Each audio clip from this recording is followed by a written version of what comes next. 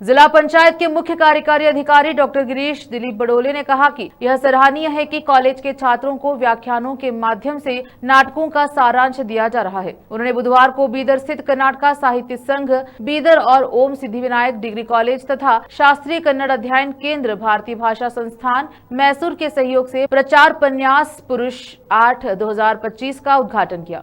उन्होंने कहा कि कन्नड़ नाटकों की शुरुआत रन्ना और पोन्ना से हुई और उन्हें कविता के माध्यम से प्रस्तुत किया गया। उन्होंने कहा कि जिला पंचायत कन्नड़ राज्योत्सव उत्सव के दौरान व्याख्यानों के माध्यम से बच्चों को नाटकों का सारांश देने के लिए उनका आभार व्यक्त करती हैं। ऐसे समय में जब कन्नड़ नाटक लुप्त हो रहे हैं, उन्होंने कहा कि जिला प्रशासन और जिला पंचायत कन्नड़ भाषा के विकास के लिए चलाए जा रहे सभी कार्यक्रमों का सदैव समर्थन करेंगे। बेलगाम के संसाधन विद्वान डॉक्टर रामकृष्णा मराठे ने प्राचीन कन्नड़ काव्य में नाटक और नाट्यशास्त्र विषय पर व्याख्यान देते हुए कहा कि प्राचीन नाटकों की रचनाएं पर्याप्त नहीं है। कन्नड़ में कृषि का प्रारंभ 10वीं शताब्दी में ही हो गया था और पहली से 5वीं शताब्दी तक नाटक संस्कृत में रचे जाते थे। कविता के अलावा कन्नड़ में केवल रंगमंच ही था। गदा युद्ध नाटक के साथ कन्नड़ में नाटकों का युग शुरू होने के बाद विभिन्न विद्वानों और नाटककारों ने शुरुआत की। उन्होंने कहा कि नाटक अब केवल रंगमंच के माध्यम से ही उपलब्ध होते हैं, वे कृतियों के रूप में उपलब्ध नहीं होते।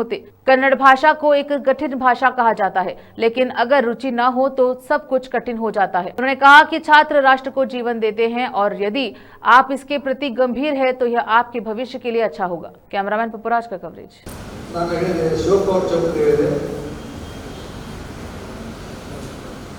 ಹಾಗೆ ಹೆಸರುವಾಸಿಯಾಗಿರುವಂಥ ಈ ಸಂಸ್ಥೆಯಲ್ಲಿ ಬೇಕಾದಷ್ಟು ಜನ ದೊಡ್ಡ ದೊಡ್ಡ ಸಾಹಿತಿಗಳು ಬಂದು ಹೋಗ್ಯಾರೆ. ಇನ್ನಿತ್ತು ಚೇತನ ಇಲ್ಲಿ ನಡೆದಾಡಿ ಸ್ವಲ್ಪ ಮಂದಿ ಬಿಟ್ಟು ಹೋಗಿವೆ ತನ್ನ ಹೆಚ್ಚು. ನನ್ನ ಕಣ್ಣು ಮುಂದೆ ಕುಳಿತು ಮತ್ತು ಬಹಳಷ್ಟು ಜನ ವಿದ್ಯಾರ್ಥಿಗಳಾಗಿರೋದ್ರಿಂದ ಈ ವಿಷಯವನ್ನು ನಾನು ಸ್ವಲ್ಪ ವಿಸ್ತರಿಸಿ ಮತ್ತು ವಿಜ್ಞಾಪನಾ ಪೂರ್ವಕವಾಗಿ ನಿಮಗೆ ಹೇಳೋದಕ್ಕೆ ಬಯಸ್ತೇನೆ. ದೊಡ್ಡ ದೊಡ್ಡ ಮಹಾನುಭಾವರು ಇಲ್ಲೆಲ್ಲ ನಡೆದಾಡಿ ಈ ಸಂಘದಲ್ಲಿ ಇರ್ಬೋದು ಅಥವಾ ನಮ್ಮ ರಾಜ್ಯದಲ್ಲಿ ನಡೆದಾಡಿ ತಮ್ಮ ಹೆಜ್ಜೆಗಳನ್ನು ಬಿಟ್ಟು ಹೋಗಿದ್ದಾರೆ. ಅಂದರೆ ತಮ್ಮ ವಿಚಾರಧಾರೆಗಳನ್ನು ಬಿಟ್ಟು ಹೋಗಿದ್ದಾರೆ. ಅವರ ವಿಚಾರಧಾರೆಗಳನ್ನು ಅನುಸರಿಸಿ ನಡೆದರೆ ನಮ್ಮ ಬದುಕು ಹಸಿರಿನ ಬಯಲಾಗ್ತದೆ. ನನ್ನ ಮಾತಿನ ಮರ್ಮ ಏನು ಅಂತಂದರೆ, ನಮ್ಮ ಬದುಕು ಹಸಿರಿನ ಬಯಲಾಗಬೇಕು ಅಥವಾ ಮರುಳಾಗಬೇಕು ಅನ್ನೋದು ನಮ್ಮ ಕೈಲಿದೆ. ತಾವೆಲ್ಲರೂ ಘೋಷಣೆ ಮಾಡಬೇಕು 2008ರಲ್ಲಿ. ಇದು ಕೇಂದ್ರ ಸರ್ಕಾರದ ಒಂದು ಯೋಜನೆ.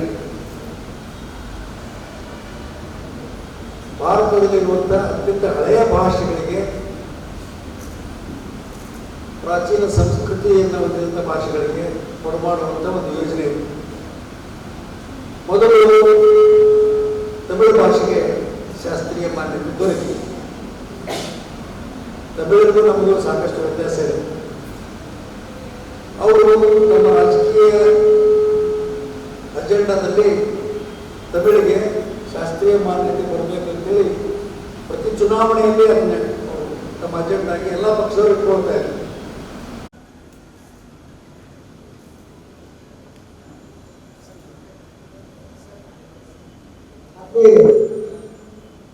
ಇಲ್ಲಿ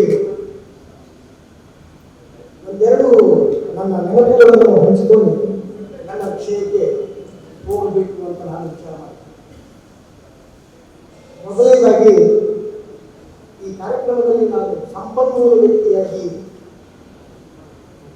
ಭಾಗವಹಿಸ್ತಾ ಇಲ್ಲ, ಒಬ್ಬ ಸ್ನೇಹಿತನಾಗಿ ಭಾಗವಹಿಸ್ತಾ ಇದ್ದೇನೆ. ಸಾಮಾನ್ಯವಾಗಿ ನಮ್ಮ ವೃತ್ತಿ ಜೀವನದ ಉದ್ದಕ್ಕೂ ಕೂಡ ನಮ್ಮ ವಿದ್ಯಾರ್ಥಿಗಳ ಜೊತೆಗೆ ಬೋಧನೆ ಮಾಡಿಕೊಂಡು ಬಂದವರು ನಾವು.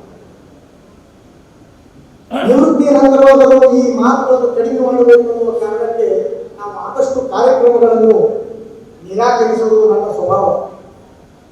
ಇದ್ರೆ ಅಲ್ಲೇ ಬೆಳಗಾವಿ ಸುತ್ತಮುತ್ತಲ ಊರುಗಳಲ್ಲಿ ಮಾತ್ರ ಕಾರ್ಯಕ್ರಮಕ್ಕೆ ಹೋಗುವುದು ನನ್ನ ವಾಡಿಕೆ. ಇಂಥ ಒಂದು ಸಂದರ್ಭದೊಳಗೆ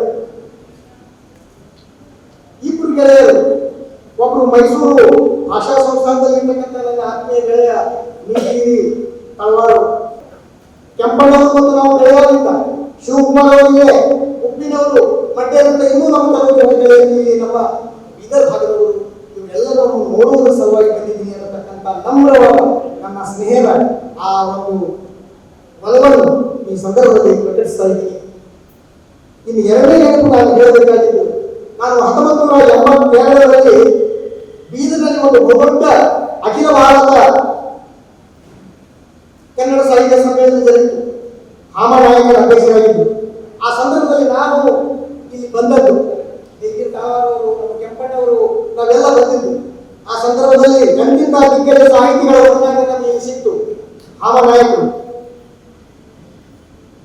ಎಚ್ ತಿಪ್ಪೇಸ್ವಾಮಿ ಸ್ವಾಮಿಗಳು, ಇದು ಅನೇಕ ಜನ ಹಿರಿಯ ಸಾಹಿತಿಗಳ ಒಡನಾಟದಲ್ಲಿ 2-3 ದಿನಗಳ ಕಾಲ ಈ ಕಿತ್ತೂರು ನಮ್ಮ ಯಾವುದು ಬೀದರ್ ಗೋಡೆಗಳು ಇಲ್ಲಿರ್ತಕ್ಕಂತಹ ಒಂದು ಶಿಟ್ ನಮ್ಮ ಗುರುದ್ವಾರವನ್ನು ಮತ್ತೊಂದು ಯಾವುದೋ ನರಸಿಂಹ ದೇವಸ್ಥಾನವನ್ನು ನೋಡಿದ ನೆನಪುಗಳು. ಅದಾದ ನಂತರ ನಾ ಬರ್ತಾ ಇರೋದು ಇದೇ ಸಂದರ್ಭದಲ್ಲಿ ಆ ಎಲ್ಲ ನೆನಪುಗಳು. ನಾವು ಕಿತ್ತೂರು ನಾಡಿನಿಂದ ಬಂದಿದ್ದೀವಿ, ಕಿತ್ತೂರು ಕರ್ನಾಟಕದಿಂದ ಕಲ್ಯಾಣ ಕರ್ನಾಟಕದಿಂದ ಬಂದಿದ್ದೀವಿ.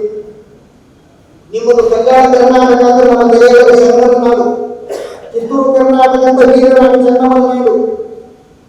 ನಮ್ಮ ನೆಲೆಗಳ ಒಂದೊಂದು ನಮ್ಮ ಈ ಪರಂಪರೆ, ನಮ್ಮ ಹಿಂದಿನ ಸಂಸ್ಕೃತಿಗಳು ನಮ್ಮನ್ನು ನೆನಪು ಮಾಡಿ ನಾವು ಎಂತ ಪುಣ್ಯವಂತರು ಎನ್ನತಕ್ಕಂಥ ಮಾತು ನೆನಪಾಗ್ತದೆ. ನಾನು ನನ್ನ ಗೆಳೆಯ ಗಿರಿಗಿರಿ